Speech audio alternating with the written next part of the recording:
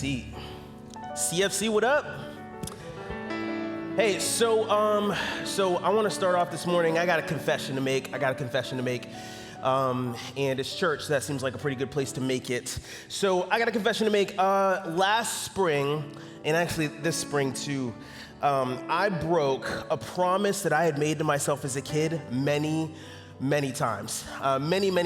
And before I tell you what that is, I just would love it if I could get some support, some courage before I confess this to you. So has anyone else in the room ever done that? You broke a promise that you made to yourself as a kid. I feel like that's half of what being a kid is, right? It's like making promises to yourself. When I grow up, I'm always gonna, right? And then you grow up. And So last spring, I broke a promise I made to myself as a kid many times because last spring, I got really into gardening and landscaping, like really into it. And so, some of you guys know my dad. He was the other black guy who was up here, and back in the day, and you might know him as the guy who just he'd come up here in a three-piece suit and he was kind of sweating like kind of a lot, and there's just like a lot of yelling and like banging on stuff, and but what you might not know about Randy Haynes is that at home, Randy Haynes is and has always been just a very quiet introvert who loves to garden. And so, because my dad has always loved to garden when I was a kid, that meant that I got the opportunity to garden too, and to landscape too, because he loved to do it. And so I really got to experience a lot of that. And I just thought it was the dumbest waste of time ever, because you're pulling certain plants out of the ground so that you can put other different plants in the ground, knowing full well that the thing you just put in the ground is gonna die in a couple of months anyway, no matter what you do. It's nonsense. So imagine my surprise when last spring I felt something stirring in my heart as my wife and I planned and planted a garden in our side yard. And we did strawberries, blueberries, we had a couple of peach trees, we had a banana plant, but that didn't do very well.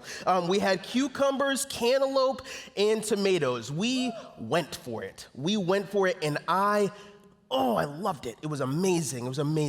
I loved it. But it wasn't just the gardening. It was also the landscaping because, and I don't have pictures, but our backyard used to be kind of wild, kind of untamed. There was in our backyard about 20 feet of grass. And then behind that 20 feet of grass, there was about 50 feet of just untamed wilderness, basically, right? Like just thistles and brambles and bushes and thorns and nonsense, and most annoyingly, poison oak.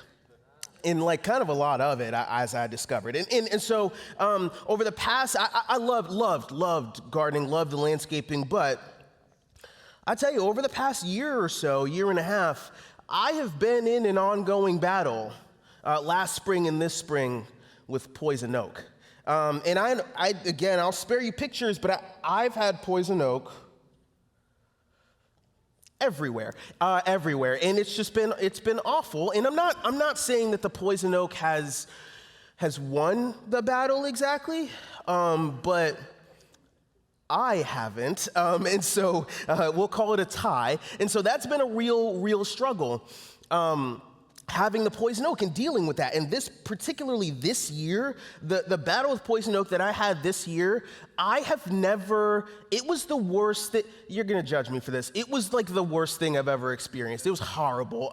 And it was really bad. And I had, my skin used to be fairly clear, and now I just have scars all over the place just solely from poison oak. I have scars all over the place. I don't have, this clear skin that I had back when I was a young man. I don't have that anymore. And at one point I felt poison oak starting to creep like right here. And I thought, oh no, this is how I go blind. This is how it happens. I'm gonna go blind and that's gonna be awful. It was terrible. I toiled for that yard. I sacrificed for that yard. I just lost for that yard. clearing, and I forgot to tell you, I cleared about 10 by 50 foot of that. So now our yard is extended a little bit. This year I extended over there into the side yard a little bit, just clearing out a bunch of space so that my kids can have more space to play and the neighbors can have more space to play in our yard. And I mean, I just really gave everything to that yard. I really struggled to give my kids something. And you know what? It was totally worth it. Right? It was totally worth it to provide, to establish dominion over something that God has given to us, to kind of, for me and Anna, to kind of extend our little kingdom, right? And to provide my kids with something that will help them have the best childhood that they can have given the world that they are growing up in. It was totally worth it. And I'm willing to bet that I'm not the only person who has that kind of a story. I'm willing to bet that there are most of us who have gone through seasons or decade-long eras of life where we have struggled and toiled and lost in order to provide something for those that we love. Right, we've got dads who have pushed pause on their promising career so that they can be present with their children as their children grow up. We've got moms who have made the difficult decision to excel in their career so that you can provide your kids with vacations and clothes and food and a nice house, right? And you've got students who have struggled to provide their friends with company instead of going to the party or whatever. Right? Instead, you could go do this other thing, but you're providing your best friends with company since they didn't get invited to the party, right? So we've all got these instances where we struggle to provide. We spend hours and nights and weekends studying so that someday we can provide. We miss out on hobbies and activities. We just let go of those things basically as we come to adults so that we can provide, right? We will pretty much do anything. We'll sacrifice anything. We will lose whatever it takes. We will do whatever it takes in order to provide for those that we love. And I think that's the image of God in us. I really do. I believe that the reason that we love to provide for those we care about is because our Creator is a provider. But it doesn't always feel that way, does it? It doesn't always feel that. Maybe it does on Sunday. Maybe on Sunday it feels like God is a provider, Jesus is a provider. It definitely feels that way on Sunday. But by the time you get to Thursday, I don't know. By the time you get to Thursday, real life has smacked you around quite a bit. Poison oak has come for you by Thursday. By Thursday, you've got bills, you've got medical expenses that are random because little Timmy decided he wanted to ride his bike with his eyes closed, right? So you've got the ER visit that you've had to do. You've had drama with the neighbors. If you're a student, you've had drama in your friend groups. You and your friend got in a fight. You broke up with a boyfriend or a girlfriend or whatever, right? By Thursday, real life has smacked you in the face a little bit. And so by Thursday, I'm willing to bet that there are some of us in the room who don't really think of God as a provider anymore. Because while Jesus is God, right, they can provide for anything on Sunday.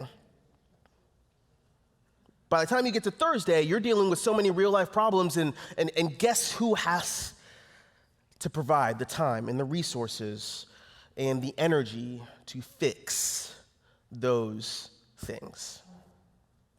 You. And so, if you've been with us over the course of this series, then you know that we've been talking about the 24/7 Jesus. And so if you've been with us over the series, it's probably not going to surprise you. It's probably not going to surprise you. While, yes, you do have to fix those things, you do have to provide those things. Yes, it doesn't feel like God is as much of a provider on Thursday as he maybe feels like he is on Sunday.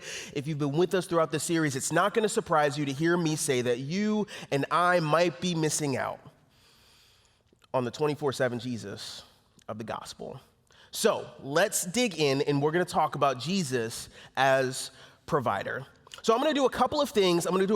You guys know, if you've been with us, you know that we've been kind of scampering through the book of John over the course of this series. And if you were here last week and heard Pastor Chris's message, then what we talk about today is going to sound very familiar, super familiar to you, if I could ask your permission, I'm gonna ask that we do two weird things for a sermon series at CFC. The first weird thing that I'm gonna ask that we're gonna do is I am going to teach on the same biblical event that Chris taught on last week. That's weird. That doesn't happen in church that often. So that's the first thing I'm going to ask your permission for. And then the second thing I'm going to ask your permission for is instead of looking at this event through the eyes of John, we're actually going to look at this event through the eyes of Matthew, who was also present when it happened. And so if I can ask your permission to do those two weird things, then we are ready to jump in. So here's the deal. One day, Jesus got some really, really, really bad news, like awful, awful news. He got the news that his cousin and forerunner, John the Baptist, had been beheaded. This was a guy who paved the way for Jesus to come onto the scene. This was a guy who Jesus had known his entire life. This was a guy they probably played together as kids. This was a guy who baptized Jesus, the Son of God. And he had been beheaded. He had been executed. And so naturally, Jesus was having a hard time with that. And that's where Matthew picks it up, and we're in Matthew chapter 14, and that's where Matthew picks it up. In Matthew 14, starting in verse 13. As soon as Jesus heard the news, he left in a boat to a remote area to be alone. But the crowds heard where he was headed and followed on foot from many towns. Jesus saw the huge crowd as he stepped from the boat, and he had compassion on them and healed their sick. Okay, so here's what I want you to notice. And here's why I want you to notice that. Jesus had a lot on his mind as this ginormous crowd approaches him. He had a lot on his mind. He had a heavy heart. And I'm going to spoil it for you, and if you were here last week, then you already know this because I referenced it earlier, but we're about to get to the feeding of the 5,000. But before we get there, can we just appreciate the fact that Jesus, as this huge crowd is coming toward him, has a lot on his mind and heart? That he's dealing with and processing a lot, that he has just lost his cousin, and that rather than insist to the crowd, hey, y'all gotta leave me alone right now because I need time to mourn and process what has just happened, the news that I just got. Rather than taking the time to do that, he decides to have compassion on them, and he chooses to engage with them and minister and heal and preach and all of that kind of stuff. Here's why I want us to notice that. The reason I want us to notice that is because I wonder if when you go to God with your complaints, about how he is or isn't providing for you, about the way that he's not providing for you or the way that he is providing for you in your life, I just sort of wonder if maybe we could do a better job as believers of really appreciating that the fact that God is in that moment, as you're complaining to him, balancing and holding together and working out everything in the universe simultaneously. That in that very moment, there is a lot more going on in here and in here for God than you realize. And I wonder if it would be helpful for us to appreciate that, to take what we see here with Jesus and then expand that to God, universal, eternal, God-sized problems, and then keep that in mind when we go to him in prayer. Because in this moment, it's really easy for us. We see Jesus, right? We really see him. Oh, he lost his cousin. You ever lost a cousin? You ever lost someone? He lost a cousin. He lost somebody who paved the way for him. We really see Jesus and we feel for him in this moment. We feel for him that he has to both has to feel the weight and mourn this, but he also has to minister and do that. We really feel for him in this moment. What if we approached God like that? Recognizing that what we see Jesus do and say and feel in his earthly ministry is a direct reflection of who God the Father is in heaven. What if we chose to, when we go to God in prayer, appreciate what God is feeling, that God is mourning and rejoicing and feeling and fixing all things simultaneously when we go to him in prayer. I think, we don't even have time for this. I'm spending too much time. I think that would really, really help our dynamic in our relationship with God. In fact, I don't have time for this. In fact, I'm pretty sure that Jesus talked about this somewhere. I'm pretty sure that Jesus might have mentioned this somewhere when he said, this is how you should pray. Our Father who art in heaven, hallowed be your name. That's how we should start off our prayers, right? I think Jesus might have mentioned it. He might have mentioned that we should take the time to go, God, before we get into all the complaints that I have that I need to throw your way because you're not doing a good job, before we get to that, God, I see you. I recognize who you are and what you are doing in my life, the life of the person next to me, and the life of every person who has ever existed on planet Earth. God, I see you. Okay, we got to move on. Okay, so let's get to the feeding of the 5,000. Let's actually get to it, though. Let's get to it. Oh, hello, mask. All right, here's the feeding of the 5,000. We're in verse 15. That evening, the disciples came to him and said, Jesus, this is a remote place. And, it's already getting late. Send the crowds away so they can go to the villages and buy food for themselves. So do you see yourself in the disciples right now? We're a bunch of Northern Virginians, so I bet you do. Because they recognize that this gigantic gathering of people, they recognize that there's a need. And maybe not everyone has felt the need yet, but the need is coming. And they're the ones who are thinking ahead, seeing ahead, planning ahead. Look, everyone's having a good time at this big gathering. Has this ever been you at a big family gathering? Everyone's having a good time and no one's paying attention to the details. So what's the dinner plan, right? No one's paying attention. Everyone's just having a good time, doing the things, right? And so they take on the roles of providers. Look, they know that they can't provide financially in this situation. They can't buy food for all 5,000 of these people. That's ridiculous, right? And as Pastor Chris talked about last week, it's probably more like 10, 15,000 people. And so, what are they going to do? And so they go to their mouthpiece and the leader, Jesus, and they say, Jesus, you got to tell these people to go. So because this is how we're going to provide, we got to tell these people to go so they can go get themselves some food because nobody else is thinking about these details. We are Jesus. This needs to happen, right? Someone's got to be the administrative assistant in the room. And so the disciples tell Jesus, hey, this is what you got to do, man. And what Jesus says back to them, it makes me so mad. Oh my gosh, it's so annoying. So here's what Jesus says to them. It makes me so mad. Verse 16, Jesus said, that isn't necessary. You feed them. He said, you feed, that makes me so mad. If I'm the disciples, I'm like, me feed them? There's 5,000 people here. I didn't invite all these people here.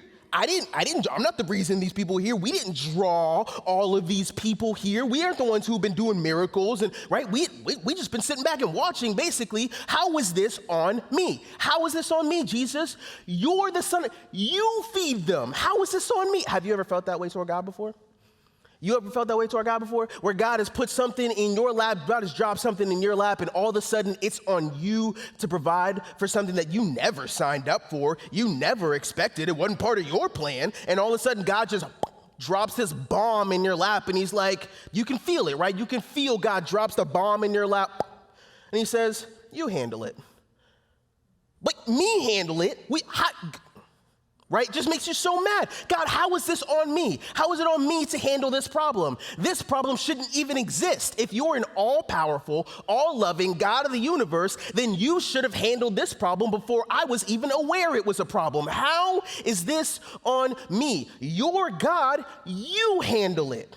You feed them, God. That's exactly what Jesus does here.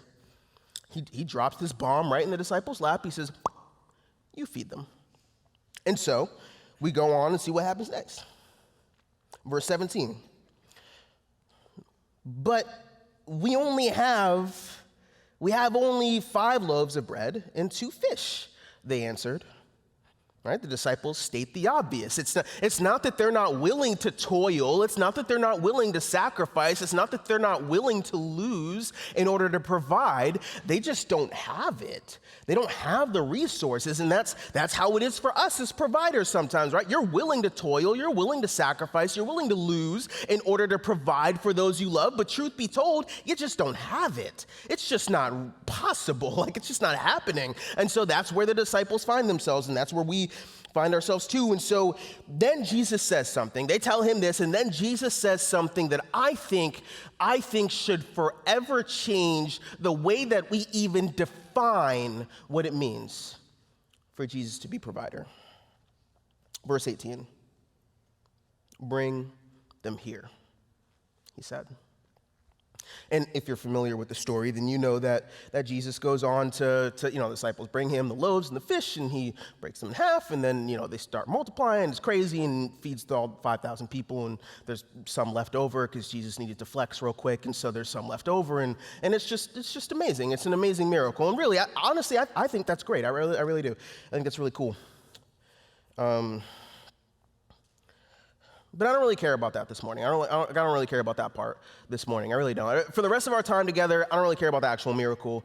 I just want to talk about that phrase, that 3-word phrase that Jesus says, bring them here. Because it's my belief, and I learned this from my dad, it's my belief that when you read the Bible, that you should ask questions. You should ask questions of the text, right? That if you read something in the Bible, it doesn't make sense to you, you should acknowledge that. So, God, this doesn't make any sense to me. And when I read that Jesus says, bring them here, and then he goes on to do God stuff or whatever, I'm like, so Jesus, let's have a chat. Like, why did you bother telling the disciples you feed them? What, if you knew that you were gonna do God stuff and you were gonna save the day and provide the meal anyway, why did you bother telling the disciples you feed them? Why bother putting that stress on them in the first place if you knew that you were gonna step up and you were gonna do the thing? Why bother, Jesus? And I think this is where we get to reimagine what it means for God to be provider. So let me talk to the parents in the room. And if you're not a parent yet, then I would suggest you still listen, because this is going to be relevant for you someday. And if you are a parent but your kids are grown, you just get to sit back and chuckle. So let me talk to the parents in the room. So as parents, we want to provide good earthly gifts for our children, which is really what we're talking about in the feeding of the 5,000, right? Good earthly gifts, food, a meal, right? So we want to provide, as parents, good earthly gifts for our children. That's good. We'll toil and sacrifice and lose in order to get there. That's good. For those of us with small children, and I'm in that boat, one of the things we really want to provide for our kids is entertainment. We want to provide them with entertainment. We want to provide them with good, solid toys, entertaining toys. We want to provide them with a nice, sturdy, interactive device, right? We need to provide them with those things. Those are good earthly gifts that we provide to our children, provide to our grandchildren.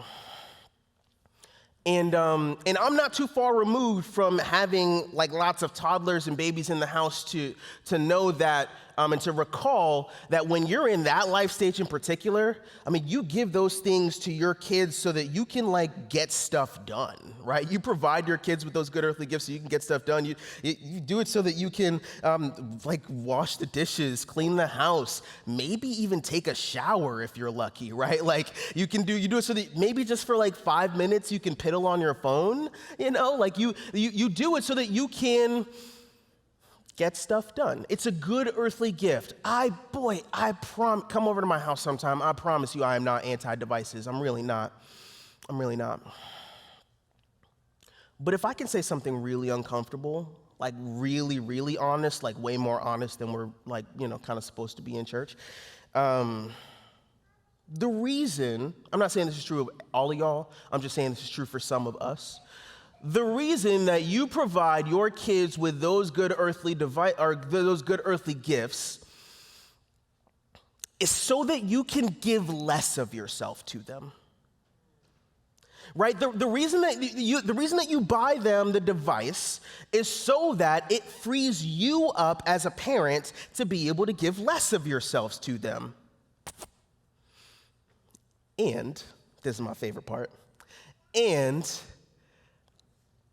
God, our Father in heaven, operates the exact opposite. He operates the exact opposite. That in the context of the gospel, God does not provide for us in such a way that he can give less of himself to us, but he provides for us in such a way that he can give more of himself to us. That through the process of providing for us, he gives more of himself to us. That's how God operates. And I'm not condemning us parents in the room who operate the opposite of God. You do with that whatever. That's between you and the Holy Spirit. I'm just saying that God operates the exact opposite of how a lot of us operate in our parenting. It's the way that he parents us. He's the opposite. And so to bring it back, the reason that Jesus tells the disciples, you feed them, is so that they can then bring the problem back to him and he can just say, bring what you got here. And so that they are drawn toward Jesus, involve him in the process of provision so that things can happen, so that they can be drawn closer to Jesus through the process of his provision.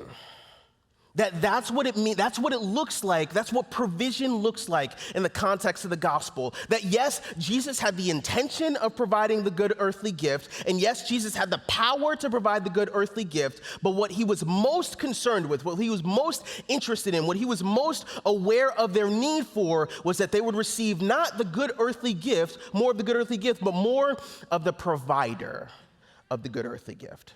That they would receive more of him as a result. And in the process of this good earthly gift. So, I don't know what kind of bombs God has dropped in your lap lately. I don't know. And if you told me what they were and you told me all the things that you've tried and, I would probably get it. I really would. I'm sure you've already tried praying and bringing it to God and all that kind of stuff. I totally get that. And that's hard. And sometimes you bring stuff to God, it feels like he's not going to answer or he's not answering and he's not providing and you're really struggling to provide. I get all of that. I really do. But there's a reason. There's just a reason that this morning I just don't really care about the miracle itself. I think that's great. I really do. I think it's awesome. I just don't think it's the point. I don't think it's the point. Your finances matter, and they matter to God. Both of those things are true. And I'm praying that God provides for you. He provides every good earthly gift for you in that area. I just don't think that's the point. Right? Your relationships matter, and they matter to God. Both of those things are true. And I'm praying that God provides every good earthly gift for you in that arena of life. I just don't think that's the point. Right? I mean, your grades, if you're a student, your grades matter and they matter to God. And I'm praying that God provides for you in that every area of that good earthly gift. I just don't think that's the point, right? I just don't think that these things are the point. I think that they're good earthly gifts. I'm praying that God provides for us in those arenas. I just don't think that's the point because when Jesus, the provider, provides for us, he provides for us in such a way that we can receive more of him as a result and in the process of his provision. That's the point. That's what gospel-centered provision looks like in the context of the new covenant, that we would receive more of the provider. So here's the point. Here's what we want you to walk away with. Provision is found in the process. Provision is found in the process. That if you receive the gift but neglect the God, then you've missed the goal. If you receive the present but neglect the provider, you've missed the point. So I know that the things that you need God to provide in your life are very real. I recognize that. I get that. I'm not knocking that. I'm not downplaying. I'm not saying it doesn't matter. It does matter. I am praying that God provides every good earthly gift that you ask of him. I'm praying that he'll do it because he loves you, because you are his child, because he sent his son to die on the cross for you, that he would provide for your eternity. So why wouldn't he provide for your temporary here on earth? I'm praying that he does. I just don't think that's the point. And I think that when we as believers recognize and accept that that's not the point, I think that we'll find a much more joyful life. I think that we'll find a whole lot of more growth in our relationship with God. Things won't be stagnant. I think that we'll find that we'll be a lot happier, because whether or not God provides the good earthly gift, it doesn't matter, because we receive more of the provider in the process of asking. Look, everybody wants to be Lazarus. Don't nobody want to be John the Baptist. I get that. Really, I do. I just think that when you accept the reality that provision is in the process, I just think that it's a better way to live. I think it's a better way to live. And I think that that's what we're being called into and invited into as followers of the 24/7 Jesus. Let me pray for us. God, I thank you that you are a provider. And I thank you that you provide more of yourself before you provide anything else. Lord, make us humble enough to want more of you. I pray that we would see you, God, that we would value you and value the things that you value. That we would take a step outside of ourselves and be believers who can see into eternity and recognize that the eternal things matter a whole lot more than the things that feel pressing in the here and the now. So Lord, above all else, I pray that you provide us with the good earthly gifts. You are a loving Father, and I know that you want to do that sometimes, but I pray that above providing us with the good earthly gifts, provide us more of yourself and more of your Son Jesus so that we can become more like him. It's in Jesus' name I pray. Amen.